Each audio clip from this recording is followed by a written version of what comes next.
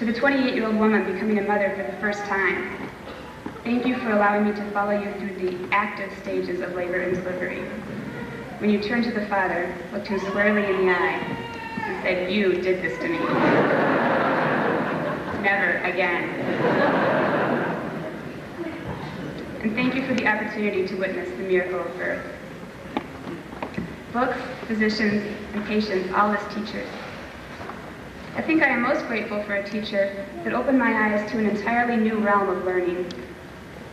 This unlikely teacher came in the form of a homeless man named Kevin. I was in New York City working in shelters for homeless mothers and their children. Walking home up a rainy Fifth Avenue, my solitude was invaded. Spare change? I had a patented response to such requests. I would make eye contact and say simply no. I broke my newly acquired Manhattan speed stride to let a woman in a luxurious fur pass. I looked in the direction of the voice, and my eyes met those of a man hunched over on a milk crate. "No," I said, "but something about this man saddens me. I'm sorry," I added, and I quickened my pace. From over my shoulder came the colorful proposition of a marriage proposal and the promise to become an honest man. Surprised and somewhat impressed with his creativity, I looked behind me to see his eyes already cast down into his empty cup. I was struck by how quickly he had given up on me, and I turned around. "I'm not going to give you any money," I said, which would have been fine, but the next words out of my mouth were, "But I will take you to dinner." At which point he looked up. We were both stunned. He spoke first. "What?" I offered a silent apology to my safety-conscious parents and repeated, "I want to take you to dinner." "Where?"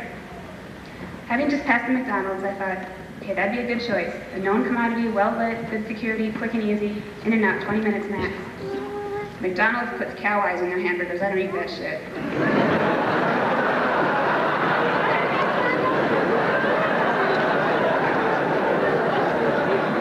Okay, where would you like to go?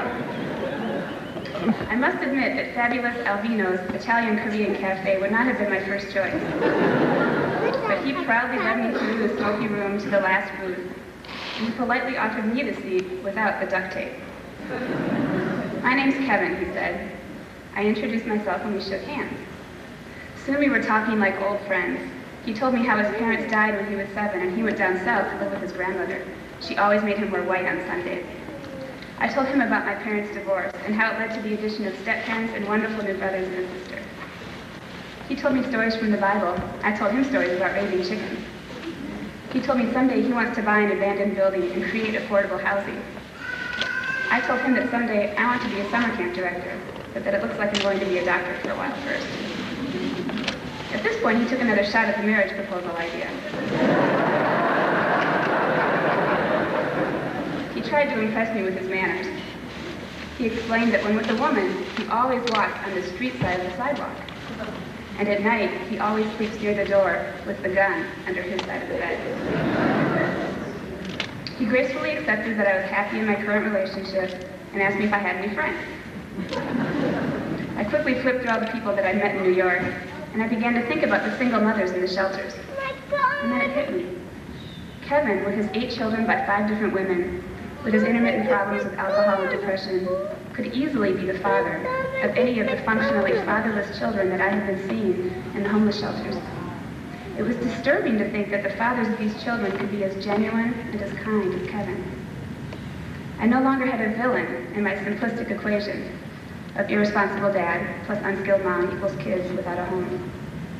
I now had a new victim. I was overwhelmed by the implications of my accidental discovery. I looked at my watch and realized that 3 hours had passed, and I was late for an only in New York 10 p.m. dance class. As I put on my coat, I realized he was still shivering. I asked him where he was going to sleep. He explained that although bumpy and loud, he preferred the subway when he could get a token, because more than anything, he hated to be cold. I think he understood that I couldn't leave him with a way to contact me. He quickly offered a way for me to find him. He'd be working the same corner at 5th and 9th if I ever chose to find him. He promised to put enough aside of his daily change intake to be able to pay for our next meal. I gave him a subway token, and we said a warm but awkward goodbye. That night I thought of Kevin, warm but never really able to sleep, on the rattling, lurching 3 train that he claimed offered the most continuous ride with the least amount of hassling from conductors. Every night after that, when I was in bed, the brownstone rumbled as the 3 train rumbled beneath it. I'd think of Kevin. I'd wonder if he'd saved enough that day to be warm that night. I still think of Kevin. I think of how I was never brave enough to come anywhere near 5th and 9th after that night. I think about how he, through one conversation, has changed the way I interact with patients. He taught me that even in the purest search to understand patients as people, we can never truly know the other side. We need to let patients tell us about their lives, but be humbled with the knowledge that we only know what they tell us, and that their lives are inevitably richer and more complex than can be conveyed in any hospital or clinic setting. More importantly, meeting Kevin so unexpectedly has sharpened my awareness to the realm of possible learning sources.